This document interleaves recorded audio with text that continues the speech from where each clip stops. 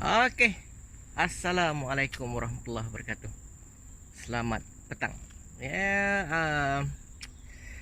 terpaksa cari jalan yang sunyi sikit lah sebab nak belanja bunyi exhaust kan.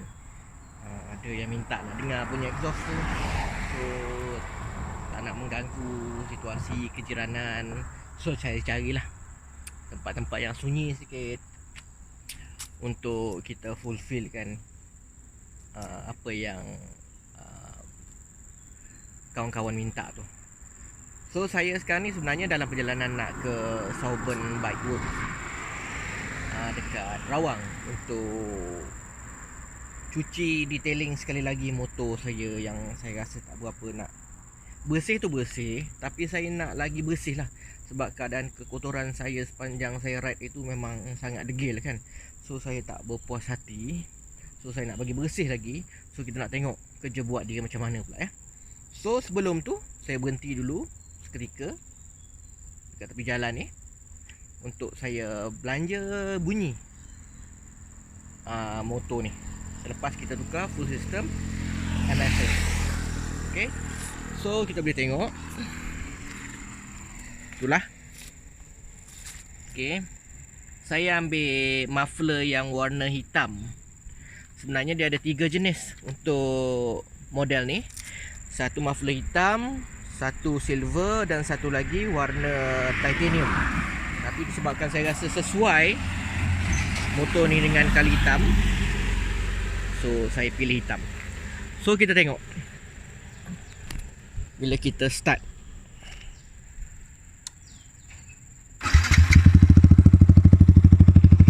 Okay, dalam kedudukan macam ni bunyi dia sebenarnya tak berapa kuat sangat pun.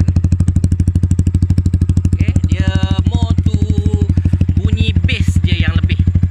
Okay, sebab saya pun tak nak, kalau boleh nak bising-bising sangat kan, naklah bunyi tu. Tapi kalau bising sangat pun kita tak sedap juga. So bunyi dia hanya akan terbuka bila kita tarik motor ni. Maksudnya dalam keadaan kita shift gear tu semakin ke atas dan kita speed tu, dan bunyi dia akan terbuka. Yang tu yang best, yang saya puas hati dengan exhaust ni. Okay, kita tengok kalau kita rem.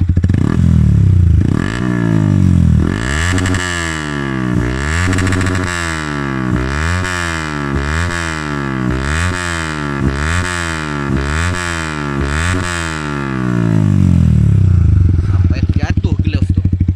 So tu bunyi dia. So bila kita tarik saja motor, dalam keadaan kita laju, dan bunyi dia semakin meningkat. Sama lah juga kot dengan bunyi lain, exhaust lain kan.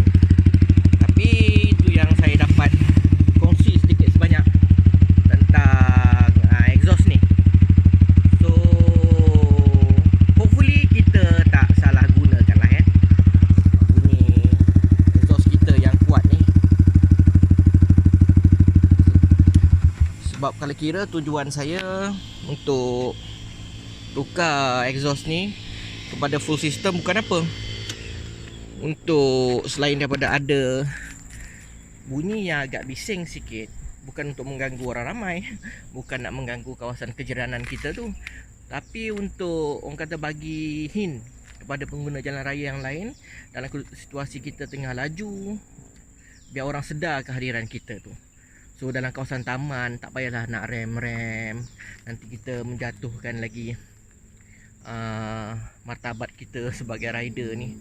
Sebab ada orang pakai motor buat kerja, ada orang pakai motor sebab memang dia ada duit banyak, dia beli motor banyak-banyak. Ada orang pakai motor juga sebab dia minat. So kita pukul rata semua sekali, jangan kita jatuhkan persepsi masyarakat kepada kita ni kepada yang lebih negatif lah. Okay, so berbalik kepada ada yang tanya saya, VVA buka dekat RPM berapa. So saya tengok sebelum ni memang dah perasan, tapi saya tak take note sangat. So untuk motor ni saya VVA tu terbuka masa RPM 7. So tarik saja, masuk saja RPM 7 tu dia terbuka. Tu dia. Ada pula yang tanya saya, apa tu? VVA tu apa? Ada suruh share. Sebenarnya saya ni, kalau tengok video-video awal saya tak berapa nak berminat untuk sentuh tentang aspek teknikal ni. Bukan apa, sebab malu. Takut nanti sebab saya ni bukan orang yang pakar dalam hal-hal teknikal dan teknologi ni kan. So takut nanti tersalah fakta, kena bahan dan sebagainya tu. So tak nak lah nanti orang kata mana mandai je kan. Benda lain cakap benda lain kan. So tapi bila dah ada yang tanya, saya rasa satu ilmu baru juga untuk saya. Saya pun Google lah dan tanyalah beberapa orang yang ada pengetahuan tentang VVA ni. So VVA tu maksud dia ialah nak sebut pembelit lidah ni, variable valve actuation. Tu dalam bahasa Inggeris ni lah. Okay, kalau nak sebut dalam bahasa yang mudah, senang sajalah. Benda ni adalah teknologi yang berkaitan dengan injap. Injap yang berkait rapat pula dengan camshaft. Camshaft tu apa? Aci sesondol. Aci sesondol tu apa? Entahlah, malas nak fikir banyak-banyak. Tanya pomen tahu. Kalau ada, saya rasa viewers sini pun memang pakar dalam bab-bab ni, dia pun tahu kan. So dengan adanya teknologi ni, ikut kajian pihak Yamaha, dia akan meningkatkan lagi prestasi motor tu lah. Okay, ada yang kata beberapa persen naik, ada yang test dekat R15 kata naik 18%. Sebenarnya dia tak orang kata apa, ikut pembacaan saya dia tak tetap lah, tengok keadaan motor tu sendiri dan jenis motor tu. Cumanya dengan adanya teknologi VVA ni, sistem orang kata bahan bakar minyak yang kita gunakan akan diselaraskan secara berubah mengikut kapasiti enjin tu, ikut speed. So hamburan kuasa yang ditala oleh minyak yang kita isi masuk ke dalam enjin tu, dia akan sesuaikan dengan keadaan enjin. So tak adalah ada yang overload dan sebagainya tu. So dengan cara tu prestasi enjin pun dapat dipeningkatkan, sebab dunia pun dah makin canggih. Orang suka motor laju, orang suka mesin yang kuat, dan orang nak juga minyak yang jimat. So dengan adanya sistem ataupun teknologi VVA ni, semua benda-benda macam tu orang kata dijana secara baik lah untuk meningkatkan prestasi enjin bagi Yamaha ni. Ada banyak lagi kan Yamaha perkenalkan selain daripada VVA, ada Bluecore dan sebagainya tu. So nanti kalau ada yang lebih mahir, bolehlah share, boleh komen dengan lebih lanjut dekat bawah. Mungkin kita boleh kongsi sama-sama maklumat. Cuma saya sentuh berdasarkan pemahaman saya bila saya bertanya dan bila saya membaca. Itu saja. Yang lain saya tak berani nak usik banyak-banyak. So setakat ni saya nak bergerak dulu. Cuaca pun cantik. Ingat nak pergi semalam, tapi semalam hujan. So saya nak pergi hari ni. So kita jumpa lagi. Siapa-siapa yang ada area Rawang, Batang Kali, Kuala Kubu, kalau jumpa, bolehlah kita ngeteh ke, minum-minum ke kat mana-mana kan. Boleh share minat kita tentang motor ni. Dan sekali lagi, dah banyak kali dah saya sebut ni, nak buat full review kan. Ada yang tanya bila ni, cakap je kan. InsyaAllah saya dah siapkan segala maklumat untuk full review tu, from head to toe motor ni.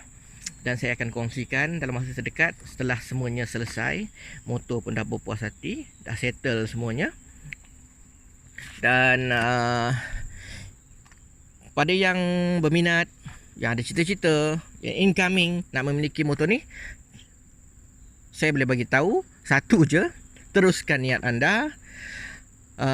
InsyaAllah anda akan berpuas hati dari segi binaan, look, prestasi enjin dan sebagainya. Saya bagi teaser sikit je, dan anda tak akan menyesal lah untuk memiliki motor ni. So saya gerak dulu. Kita jumpa lagi dalam next video. Terima kasih pada yang menonton, terima kasih pada yang like, terima kasih pada yang komen, dan terima kasih juga banyak-banyak pada yang dah subscribe. Okay, maaf kalau ada kesilapan fakta dan sebagainya. Saya hanya berkongsi minat saya dalam bidang pemotoran ni. Ada banyak lagi review yang saya akan buat selepas ni, bukan terhad kepada MT-15 saja. Ada lagi banyak motor-motor lain.